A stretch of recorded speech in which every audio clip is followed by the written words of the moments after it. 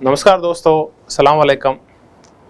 मैं doctor Lakshmi Narayan, assistant professor राजनीति विज्ञान, असिस्टेंट प्रोफेसर पॉलिटिकल साइंस, और आज मैं आपसे चर्चा करने वाला हूं एनटीए नेशनल टेस्टिंग एजेंसी द्वारा जो एक प्रतिष्ठित परीक्षा आयोजित की जाती है नेट और जेआरएफ की, नेशनल एलिजिबिलिटी टेस्ट और जूनियर रिसर्च फेलोशिप की, उस मुद्दे पे मैं आपसे चर्चा करूंगा।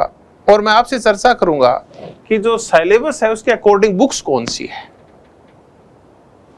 पॉलिटिकल साइंस की। अगर आप नेट जेआरएफ की तैयारी कर रहे हैं तो आपके लिए कौन सी पुस्तकें हैं वो उपयोगी है इसके लिए, तो मैं आपसे इसे चर्चा करूंगा। दोस्तों, मैं खुद आपके उसी मार्ग से गुजर के आया हूं जिस मार्ग से आप गुजर गए हैं या गुजरने वाले हैं। इन फ्यूचर आपका जो प्लान है मैं उसी पे चर्चा करूंगा। देखिए, आपको किसी भी महाविद्यालय में और किसी भी विश्वविद्यालय में अगर असिस्टेंट प्रोफेसर बनना है तो मान के चलिए कि आपको नेट जेआरएफ का एग्जाम, चाहे आप किसी भी राज्य के रहने वाले हैं, आपको उत्तीर्ण करना ही होगा। ये क्वालिफाई एग्जाम है।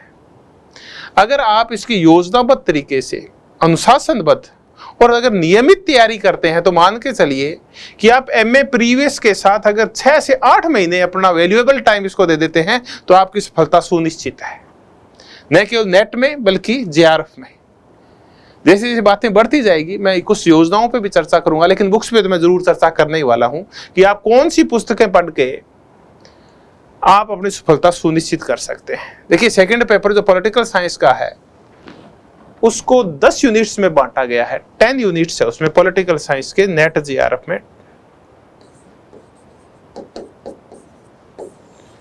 हालांकि वैसे डिसाइड नहीं है, लेकिन अगर हम तरतीब से विभाजन करें तो हर एक यूनिट के हिस्से में 10 क्वेश्चंस आते हैं।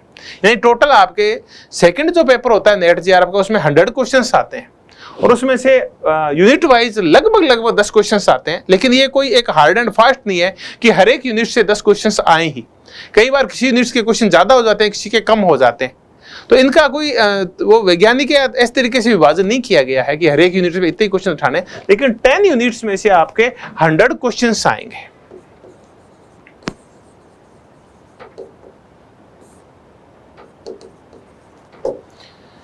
तो आप योजनाएं बनाइए, ओल्ड पेपर्स देखिए और उसके बाद इन बुक से आप तैयारी कीजिए। आप एमए प्रीवियस के साथ साथ ही नेट, न केवल नेट बल्कि आप जेआरएफ भी कर सकते हैं, आराम से कर सकते हैं, बशर्ते कि आप थोड़ा सा फर्स्ट पेपर के ऊपर ध्यान दें और उसके बाद आप सेकंड पेपर के ऊपर ध्यान दें। तो ऐसा हो संभव है और 100% संभव है। तो दोस्तों, आज मैं इन बुक्स की चर्चा करूंगा जो नेट जेआरएफ के लिए आवश्यक है, उनकी चर्चा करूंगा। पॉलिटिकल थ्योरी, पहले यूनिट में पॉलिटिकल थ्योरी है और पॉलिटिकल थ्योरी राजनीतिक सिद्धांतों में आप 2 पुस्तकों का अध्ययन करें। ये बेसिक बुक है, राजनीतिक सिद्धांतों की रूपरेखा, ओपी गाबा, ओम प्रकाश जी गाबा। आपके अधिकांश जो राजनीतिक सिद्धांत हैं यूनिट फर्स्ट में वो ये कवर करती है। अगर आप दूसरी पुस्तक पढ़ना चाहें तो राजनीतिक सिद्धांत एक परिचय, राजीव भार्गव की पुस्तक है, राजीव भार्गव, अशोक आचार्य। इन 2 पुस्तकों का अध्ययन आप यूनिट फर्स्ट के लिए करें। फिर है यूनिट सेकंड और यूनिट थर्ड, अपने एक साथ चर्चा कर लेते हैं। यूनिट सेकंड में वेस्टर्न पॉलिटिकल थॉट है या जिनको आप वेस्टर्न थिंकर्स बोलते हैं, और जो थर्ड यूनिट है उसमें इंडियन पॉलिटिकल थॉट है, भारतीय राजनीतिक चिंतन है। तो अगर आप पढ़ना चाहें वेस्टर्न इंडियन पॉलिटिकल थॉट तो मैंने खुद ने प्रमुख राजनीतिक विचारक के नाम से एक पुस्तक निकाल रखी है, आप ये पुस्तक ले सकते हैं। इस पुस्तक में आपको नेट के, चाहे वो वेस्टर्न हो और इंडियन, दोनों पॉलिटिकल थॉट के सारे वो थिंकर्स हैं जो समाहित हैं हमारे यूनिट सेकंड और थर्ड में, सारे इसमें तरतीब से दिए हुए हैं और बिल्कुल ये एग्जाम ओरिएंटेड लिखी गई है। हर एक थिंकर जो नेट जेआरएफ के सिलेबस में है वो आपको मेरी वाली इस पुस्तक में मिल जाएगा, प्रमुख राजनीतिक चिंतक के अंदर। उसके बाद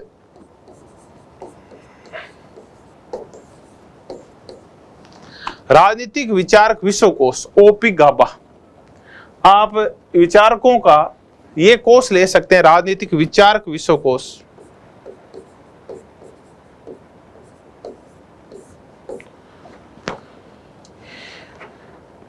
इसमें भी आपको ये सारे इंडियन और वेस्टर्न पॉलिटिकल थिंकर्स मिल जाएंगे। अगर आप ओपी गाबा की अलग अलग पुस्तकें खरीदते हैं तब आपकी दिक्कत आ सकती है। इससे अच्छा है कि आप राजनीतिक विचारक विश्वकोश खरीद लें। गलती से ये जो पुस्तक है ये राजनीति विज्ञान विश्वकोश की यहाँ आ गई है, इसको आप राजनीतिक विचारक कर लें। राजनीतिक विचारक विश्वकोश अलग से आता है और राजनीति विज्ञान विश्वकोश ओपी गाबा का अलग से आता है। तो आप इंडियन और वेस्टर्न पॉलिटिकल थॉट के लिए राजनीतिक विचारक विश्वकोश लें आप। तो ये दो पुस्तकें, प्रमुख राजनीतिक चिंतक डॉक्टर लक्ष्मी नारायण बेनीवाल और राजनीतिक विचारक विश्वकोश ओपी गाबा, ये दो पुस्तकें आप ले सकते हैं यूनिट 2 और 3 के लिए। उसके बाद है कंपैरेटिव पॉलिटिकल एनालिसिस। देखिए, आप इन फ्यूचर मान के चलिए कि आपको भविष्य में और भी एग्जाम्स देने हैं तो आप इन पुस्तकों का अध्ययन कर सकते हैं। अगर आप हिंदी मीडियम के हैं तो आपको हो सकता है पुस्तक थोड़ी टफ लगे, लेंदी लगे, वो है तुलनात्मक राजनीतियां और राजनीतिक संस्थाएं, CB गेना। और दूसरी पुस्तक, अगर आप हिंदी की बजाय इंग्लिश माध्यम के हैं, इंग्लिश मीडियम के हैं, तो आपके लिए theoretical foundation of comparative politics Sushila Ramaswamy और सुब्रता मुखर्जी की पुस्तक आती है। ये आप ये भी देख सकते हैं अगर आप इंग्लिश मीडियम के हैं तो दो पुस्तकें आप कंपैरेटिव एनालिसिस के लिए लें आप, CB गेना की और theoretical foundation of comparative politics Sushila Ramaswamy और सुब्रता मुखर्जी की। देखिए, अगर आपको इसके साथ साथ आपको प्रमुख राज्य व्यवस्थाएं करनी है, आपको US का, UK का, चाइना का, फ्रांस का या कनाडा का, इनके अगर आपको संविधान और राज्य व्यवस्थाएं पढ़नी है, अगर आपको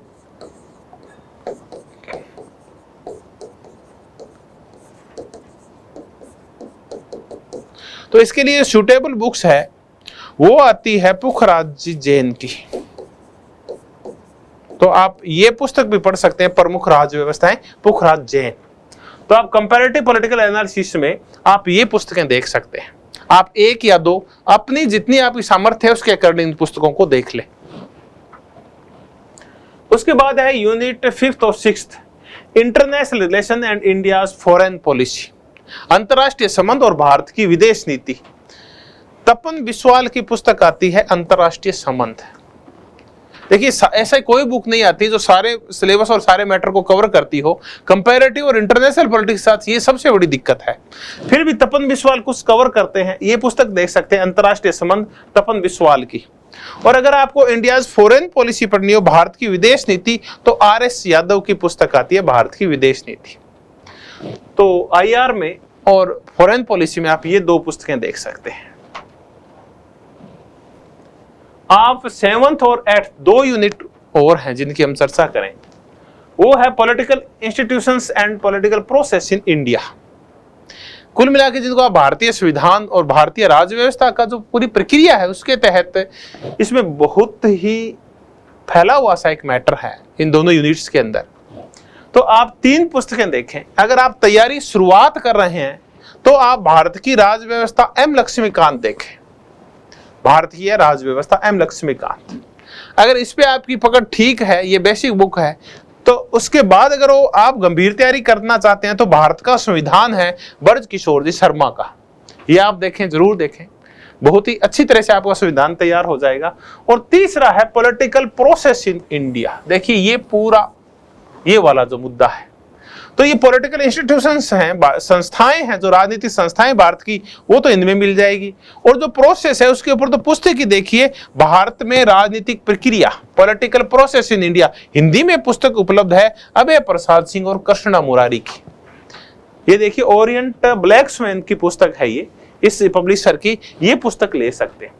तो भारतीय शासन और राज्य व्यवस्था के तहत ये आप 3 पुस्तकें देखें, M लक्ष्मीकांत की, ब्रज किशोर शर्मा की, और प्रोसेस में देखें आप अभय प्रसाद सिंह और कृष्णा मुरारी की पुस्तकें देख सकते हैं। आगे बढ़ते हैं।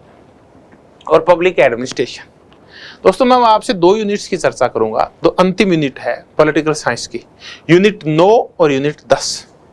हम में से अधिकांश 1-आधा% से या तो नेट से चूक जाते हैं, या फिर हम अगर नेट हो रही है बार बार लेकिन JRF से चूक रहे, तो मैं आपको उसका अचूक इलाज बताता हूं कि नेट नहीं हो रही है तो, और नेट हो रही है लेकिन JRF नहीं हो रही, तो उसका अचूक जो तरीका है उनको प्राप्त करने का, उनमें उत्तीर्ण होने का, उनमें सफल होने का, तो वो ये है कि आप लोक प्रशासन और लोक नीति नहीं पढ़ के जाते।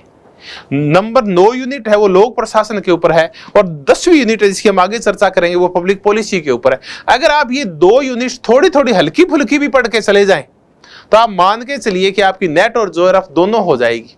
आप इनको बिल्कुल भी ध्यान नहीं देते। आप किसी भी जब तैयारी कर रहे हैं पॉलिटिकल साइंस की, तो आप ये 2 यूनिट आपके रेगुलर हमारे आती नहीं है। क्यों? पब्लिक एडमिनिस्ट्रेशन एमए के दौरान हमारे एक पेपर जरूर चलता है, चाहे राजस्थान है, यूपी है, या दिल्ली के विश्वविद्यालयों में है, या झारखंड में है, बिहार में है, उत्तराखंड में है, हिमाचल में है, या पंजाब और हरियाणा में है। एमए के दौरान जरूर ये पेपर चलता है लोक प्रशासन का, पब्लिक एडमिनिस्ट्रेशन का, लेकिन उसके बाद हम इसको छोड़ देते हैं।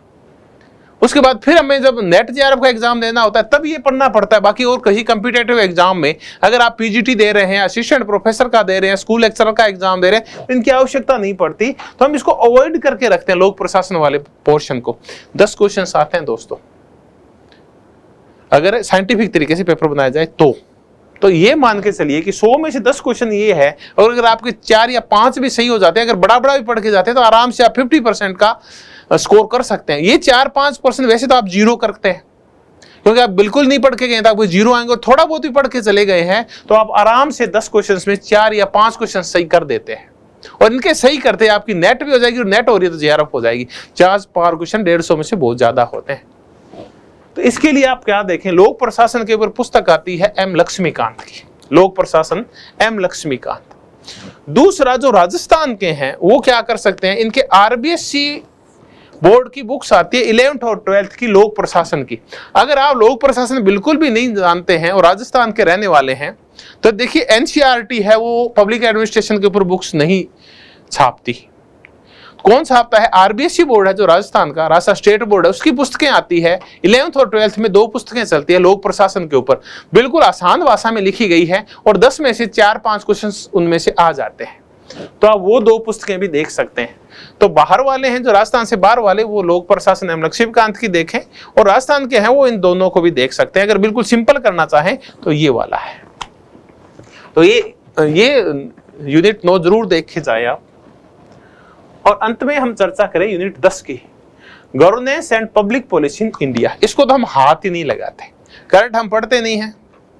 जो भी पॉलिसीज को लेके करंट है, चाहे वो मनरेगा को लेके हो, चाहे एनएचआरएम को लेके हो, चाहे आरटीई को लेके हो, चाहे आरटीआई को लेके हो, जितनी भी योजनाएं हैं भारत सरकार की उनके बारे में हम बहुत कम जानते हैं। लेटेस्ट न्यूज हमारे पास नहीं होती, और मान के चलिए बहुत ज्यादा क्वेश्चन आते हैं इस यूनिट में से। 7-8 क्वेश्चन हैं वो आपके योजनाओं से संबंधित आते हैं, जो केंद्र सरकार की जो महत्वपूर्ण योजनाएं हैं, जनहितैषी योजनाएं हैं, उनके ऊपर जरूर फैक्चुअल क्वेश्चन आते हैं।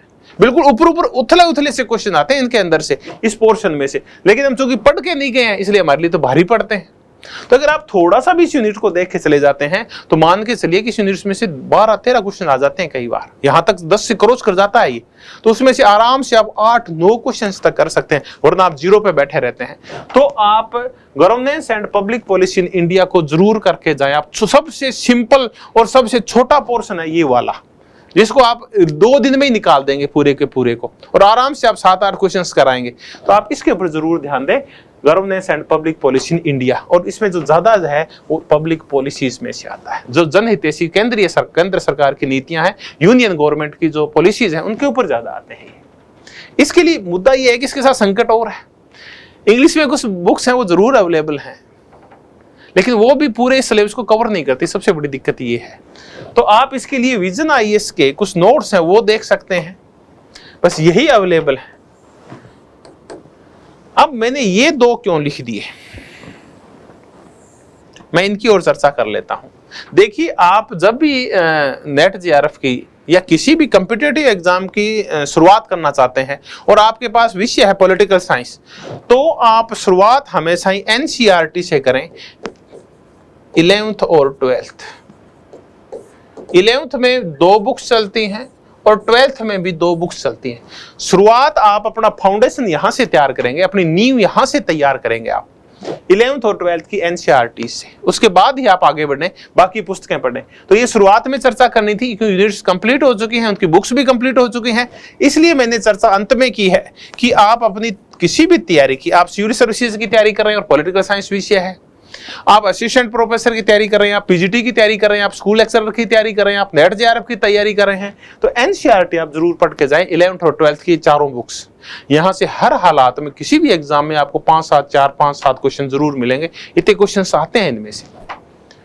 दूसरा, अगर आप इनको सुमेलित रूप में सारा मुद्दा चाहते हैं तो मैं खुद अगले 3-4 महीने में ये पूरे 10 के 10 यूनिट्स के तरतीब से बहुत ही बेहतर और बिल्कुल यूनिक आपको नोट्स अवेलेबल करवाऊंगा, जो आपके हर कॉम्पिटिटिव एग्जाम में काम आएंगे। चाहे आप बिहार के हैं, चाहे यूपी के हैं, झारखंड के हैं, उत्तराखंड के हैं, चाहे दिल्ली के हैं, जम्मू के हैं, पंजाब के हैं, हरियाणा के हैं, किसी भी हिंदी भाषी राज्य के हैं और मध्य प्रदेश और छत्तीसगढ़ को भूल गए हैं, तो आप मेरे खुद के जो 3-4 महीने में आपको नोट्स अवेलेबल करवा दूंगा इसके ऊपर, पूरे के पूरे जो मैं आपको पढ़ाऊंगा उसके अंदर।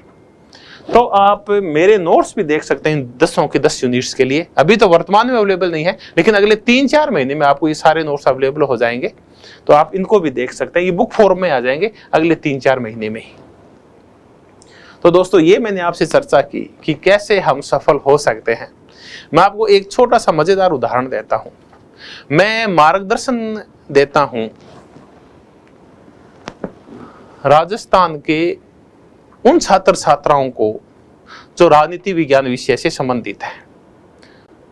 और दोस्तों, ये खुद रिजल्ट देखे मैं खुद हैरान हुआ कि मैंने पिछले साल भर से ऑनलाइन और ऑफलाइन कुछ छात्रों का मार्गदर्शन किया जो राजस्थान में तैयारी कर रहे थे स्कूल लेक्चरर के एग्जाम की। स्कूल लेक्चरर पॉलिटिकल साइंस, जिसको आप पीजीटी बोलते हैं बाहर वाले, राजस्थान में उसको स्कूल लेक्चरर्स बोला जाता है। RPSC, Rajasthan public service commission, इसका एग्जाम कंडक्ट करवाया अभी 17 तारीख को, पीछे ही ये एग्जाम हो चुका है अभी। उसकी तैयारी करते करते ही मैं ये बताऊं कि कितने लोगों का जो मेरे मार्गदर्शन में ऑनलाइन और ऑफलाइन मुझसे जुड़े हुए थे उनकी नेट जेआरएफ हुई, तो आंकड़ा ये है दोस्तों। ये सिर्फ उन लोगों की तस्वीरें हैं, फोटोज हैं जो जेआरएफ की हैं। 40 लोगों की जेआरएफ हुई है और 123 लोगों की नेट हुई है। 40 लोगों की जेआरएफ और 123 लोगों की नेट हुई है। टोटल आंकड़ा बिठाऊं तो 163 का बैठता है। और ये भी तब जब मैं अपने मोबाइल में बहुत सारे के, तो मैं वो व्हाट्सएप खोल भी नहीं पाया था। मैंने बाद में पूरा खोल के देखा, जब टाइम मिला तो 7-8 और थे। खैर, उनको छोड़ते हैं। तो ये भी मैं मानता हूं कि टोटल ऑल इंडिया के रिजल्ट का तो 5-7%, 10% तो हमने भी रोक लिया है, राजस्थान के वालों ने भी। चलिए, तो ये वो हैं जिन्होंने स्कूल लेक्चरर पॉलिटिकल साइंस की तैयारी के साथ साथ नेट जेआरएफ का एग्जाम दिया था। और ये सिर्फ उनकी तस्वीरें जिनकी जेआरएफ हुई है, जो 40 हैं, 123 तो अलग है, उनकी तो तस्वीर नहीं है, उनके सिर्फ हमारे साथ सिर्फ संख्या है। तो आप बिल्कुल करें, अगली फोटो आपकी भी आएगी इसके तहत। तो अगर आप पढ़ना चाहते हैं, मुझसे मार्गदर्शन लेना चाहते हैं नेट जेआरएफ में, तो बिल्कुल आपका स्वागत है। मैं कलाम अकेडमी के ऐप के ऊपर मार्गदर्शन देता हूं और अभी 15 नवंबर से ही ये शुरू होगा। इसके दौरान मैं आपको ये बता दूं कि हम क्या करने वाले हैं। देखिए, टॉपिक वाइज मैं आपको 10 यूनिट्स करवाऊंगा। कई टॉपिक मर्ज कर देंगे हम जो एक से जुड़े हुए हैं। वीडियो क्लासेस 500+ आवर्स की होंगी। टेस्ट सीरीज मंथली होगी पॉलिटिकल साइंस की, और कोशिश करेंगे बाद में फर्स्ट पेपर की चला दें, क्योंकि आप इनको छू के नहीं जाते। जब तक आपको पढ़ाया नहीं जाता, हमें अधिकांश पढ़ते भी नहीं है। तो कोशिश ये है कि फर्स्ट पेपर की टेस्ट सीरीज वगैरह या कुछ अवेलेबल करवाई जाए आपको।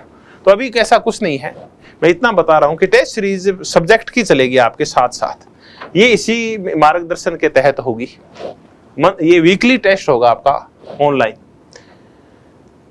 फिर आप अगर राजस्थान से बाहर के हैं और किसी और एग्जाम की तैयारी करें जिसका सिलेबस आपके नेट जेआरएफ से मिलता जुलता है, तो आप प्रत्येक हिंदी भाषी राज्य के छात्र छात्राओं के लिए जो राजनीति विज्ञान के हैं उनके लिए भी उपयोगी हो सकता है। देखिए, राजस्थान के जो छात्र छात्राएं मेरे बंधु तैयारी करना चाहते हैं आरपीएससी के द्वारा आयोजित होने वाले असिस्टेंट प्रोफेसर के आगामी एग्जाम की, जो 2023 में कभी भी हो सकता है, वो देखिए, इसको मैं नहीं मानता कि वो सिर्फ असिस्टेंट प्रोफेसर के लिए लें, क्योंकि आरपीएससी का जो सिलेबस है वो नेट जेआरएफ के सिलेबस से थोड़ा सा अलग है। तो वो इसकी तरफ ध्यान नहीं दें। हाँ, जो वो जरूर दें, जो नेट और सेट और जेआरएफ देंगे वो तो जरूर इस पर ध्यान दें। बाकी उसके लिए अलग से कोर्स है, वो मार्गदर्शन है, वो लॉन्च होगा। दूसरा कि टॉपिक वाइज नोट्स अवेलेबल होंगे आपके, जिनको आपको पीडीएफ मिलेगी, जिनको आप डाउनलोड करके और हार्ड कॉपी में निकाल सकते हैं। लगभग मैं मानता हूं कि 1500-1600 पेज की आपको मटेरियल अवेलेबल करवाऊंगा मैं। साथ में जितने भी ओल्ड पेपर्स हैं विभिन्न पीएससीज के और एनटीए के, वो भी आपको उपलब्ध हो जाएंगे। टॉपिक वाइज एमसीक्यूज होंगे, ये बड़े महत्वपूर्ण होते हैं। जैसे प्लेटो कंप्लीट हो गया, एरिस्टोटल कंप्लीट हो गया, या कोई भी एक टॉपिक कंप्लीट हो गया, उसका होते ही और उसके साथ ही आपको लगभग 50 से लेके 100 तक हर टॉपिक के आपको एमसीक्यूज उपलब्ध हो जाएंगे, ताकि आपको ये पता चले कि जो क्वेश्चंस की नेचर है वो कैसी है, कैसे क्वेश्चंस उठते हैं। तो ये भी अवेलेबल होंगे। और खैर online test series regular weekly की अपने चर्चा की थी, और ये सब उपलब्ध होगा कलाम एकेडमी के ऐप पे। तो आप बिल्कुल डाउनलोड कर लें कलाम एकेडमी के ऐप को, अगर आप पॉलिटिकल साइंस नेट जेआरएफ में मुझसे मार्गदर्शन चाहते हैं तो। 15 नवंबर से काम शुरू हो जाएगा, तो आप फिर तैयार हो जाइए इन पुस्तकों को लेके। देखिए मैं फिर कहता हूं, स्वाध्याय से बड़ा कुछ भी नहीं है। हम जो कुछ सीखते हैं उसका ये मानिए कि 90% हम स्वाध्याय से सीखते हैं। 10% जो सीखते हैं वो हम एक प्रॉपर गाइड के द्वारा, उसके द्वारा दी गई गाइडेंस के द्वारा सीखते हैं। करना आपको है, सब कुछ आपके ही माध्यम से होगा। तो आप आज से ही जुड़ जाइए और ये स्वप्न देखिए कि आपको नेट नहीं बल्कि नेक्स्ट एग्जाम 2023 में होगा, एनटी के द्वारा आयोजित नेट जेआरएफ पॉलिटिकल साइंस का, उसमें आप सब जेआरएफ करेंगे। गुड लक, बहुत बहुत धन्यवाद कि आप मुझसे जुड़े रहे और मुझे लगातार सुना। थैंक यू वेरी मच, धन्यवाद, तहे दिल से धन्यवाद साहब सबका। Good luck.